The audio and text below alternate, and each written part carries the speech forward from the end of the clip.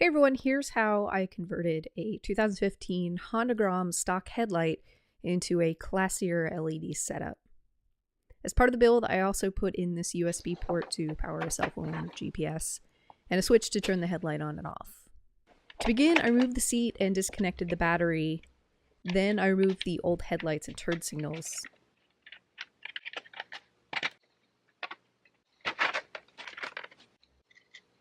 And finally, I removed the side panels for access.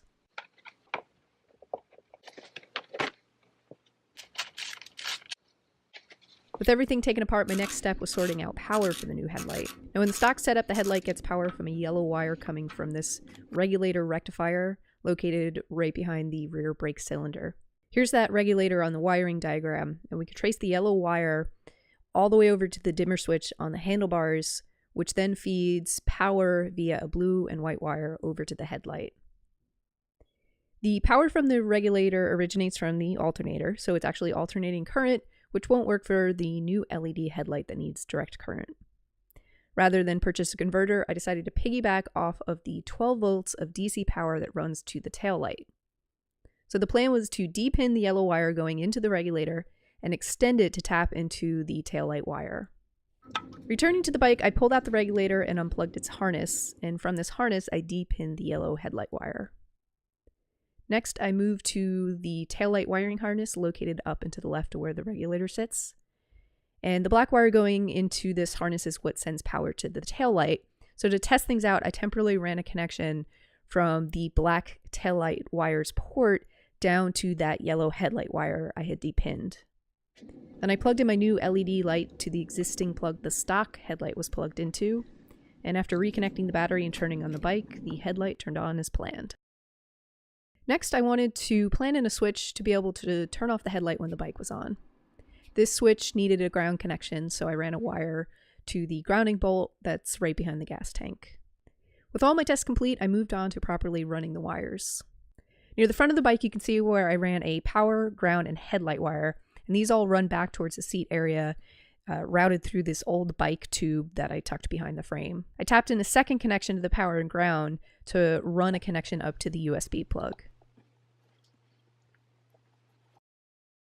If we trace the red power wire back, it runs through the tube behind the frame, and here you can see where it was tapped into the black power wire from the taillight. This red wire came with the USB plug I bought, so it has a 7.5 amp inline fuse. Similarly, the black ground wire also runs through the tube, and then it's routed up to that grounding bolt.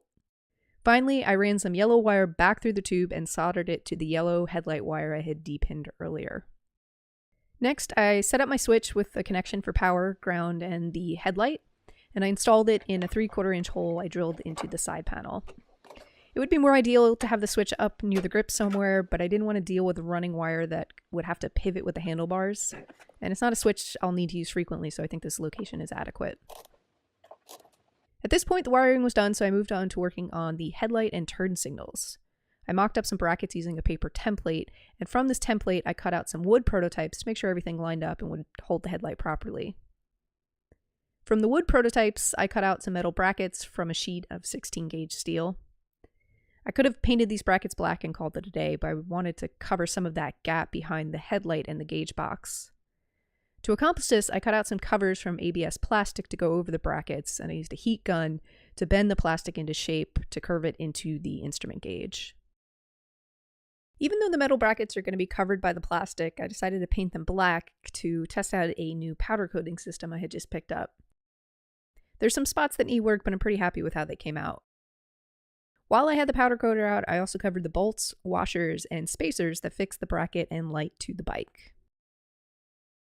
Next step was turn signals.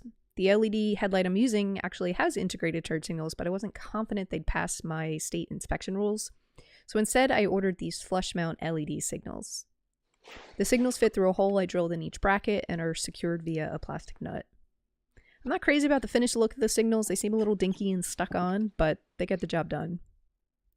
The signals come with 2 harnesses that allow them to plug directly into the stock signal plugs.